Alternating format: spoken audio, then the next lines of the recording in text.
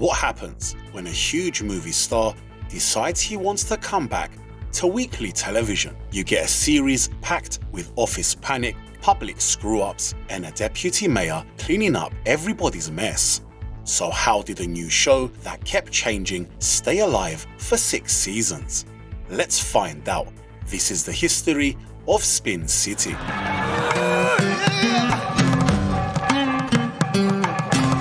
The idea for the show started with TV writer and producer Gary David Goldberg.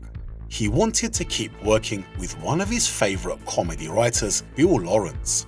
The two first connected over basketball and then worked together on Champs, a sitcom about former high school teammates who never really moved on. That show flopped hard, but Lawrence made a big impression.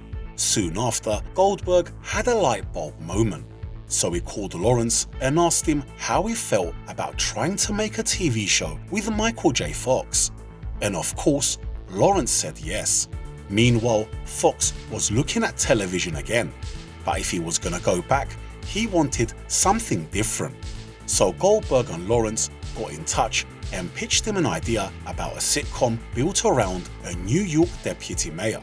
And that was basically the pitch. No script, no outline, nothing, not another character in sight. So Fox wasn't exactly jumping out of his seat doing the dance of joy. Then Goldberg and Lawrence started hammering out the pilot. They went around the East Coast, writing pages, then faxing them through to Fox. When he read them, he loved the idea and hopped on board before the initial draft was even finished. Goldberg then used his reputation and Michael J. Fox's return to sell the show to the networks. And once they got wind of it, a bidding war kicked off. When the dust settled, ABC came out on top and ordered a full season. But that didn't give the producers a lot of breathing room. ABC wanted the show ready for September, so Goldberg and Lawrence now had to turn the script into a working sitcom really fast. But the production still needed the rest of the cast for the show to actually work. That all started with Carla Gugino as reporter Ashley Schaefer, Mike's love interest. The office though still needed its mayor, so Barry Bostwick came in as Randall Winston. Then came the man handling the press with Richard Kind playing Paul Lassiter, the guy who was supposed to know everything but somehow kept on getting left in the dark. On the other side of the office came Alan Ruck as Stuart Bondek, finally getting a chance to play a bit of a prick.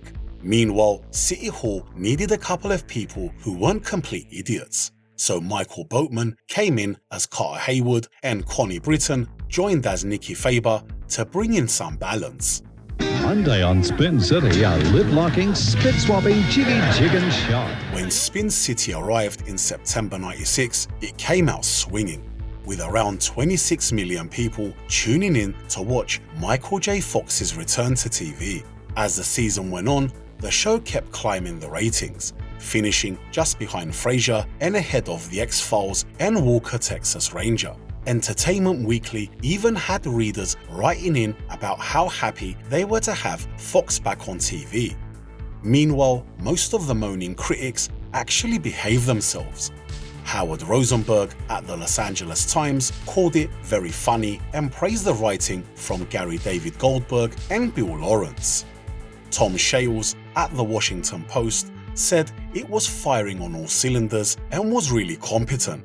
He still had to have a moan though, saying the commentary could feel glib and the show sometimes lacked a bit of soul. Once the show got moving, it pulled in some famous guest stars, with Elisa Milano, Meredith Baxter, Raquel Welch, and Donald Trump.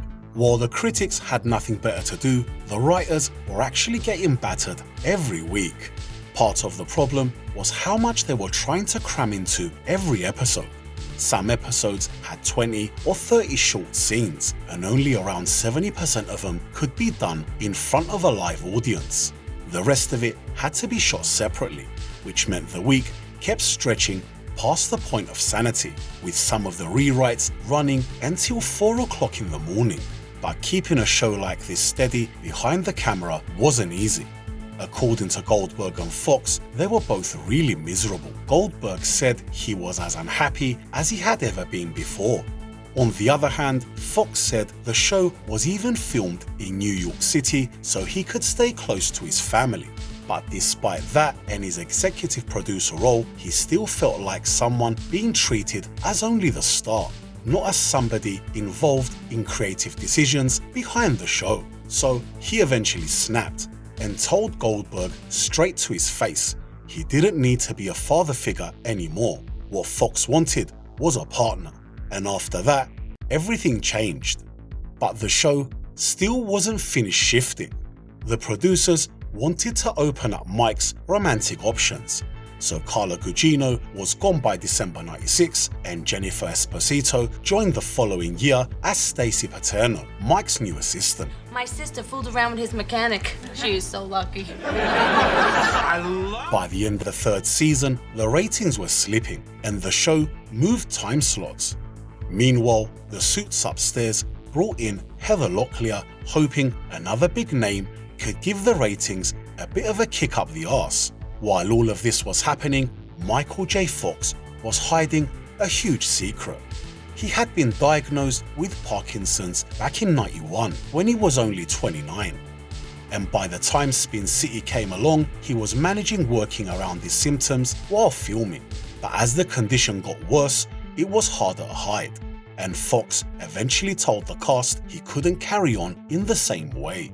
At the end of the fourth season, he stepped away from full-time acting, and that left ABC and DreamWorks with a show built around Michael J. Fox without Michael J. Fox. So the Suits upstairs brought in Charlie Sheen, and the production moved from New York to Los Angeles. By the time the fifth season finished, the ratings had picked up enough for ABC to still see the show as one of its strongest comedies. So the network started working on new contracts for Sheen and Locklear. Once that was sorted, the next season went ahead, but it didn't start as well as everyone expected. The ratings started slipping again, and the show dropped down to 66th place in the rankings, which became a huge problem for ABC.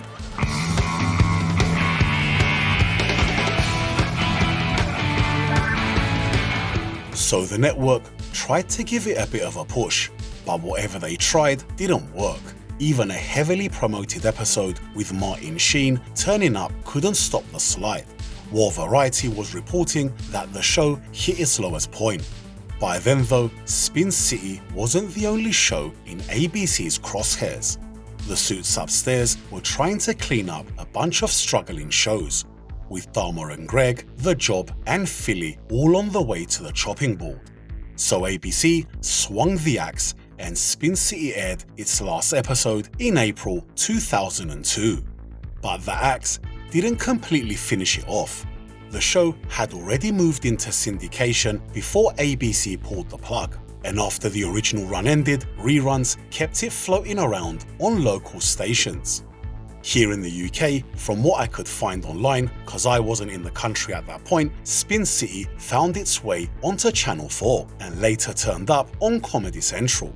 The home media side of things took its time though. The show didn't get its first full season DVD release until November '08, when DreamWorks Television and Shout Factory released the first season. The second one followed in April 2009. And the rest of the run kept on coming out until season 6 arrived in late 2011. Now for fans who want to add the series to their collection, I've added a link in the description below, and there should also be a card popping up on screen to help you check it out. Please reserve any offensive, unfounded, potentially libelous questions until tomorrow, when I will be happy to mislead, misdirect, and misinform you as per our usual arrangement. Later on, the rerun life continued. In 2015, LAF licensed all 6 seasons from Paramount for its Comedy Network launch. That kept Spin City in people's homes, but as a franchise, there wasn't much more. But the most important afterlife came through Bill Lawrence. He said making Spin City with Gary David Goldberg was like show running camp, and that experience didn't sit there collecting dust. After Spin City, Lawrence went on to Scrubs, Ted Lasso, and Shrinking, with some of the Spin City crew turning up on them shows. Now, as for my own take on it, when I originally watched this back in the day, I was living in Cyprus, and I didn't really get into it. Now, as much as I love Michael J. Fox in Back to the Future, and I did enjoy Family Ties, Spin City never did it for me. Maybe it was the political thing, who knows. Now, I did sit down and watch a few episodes to make this episode.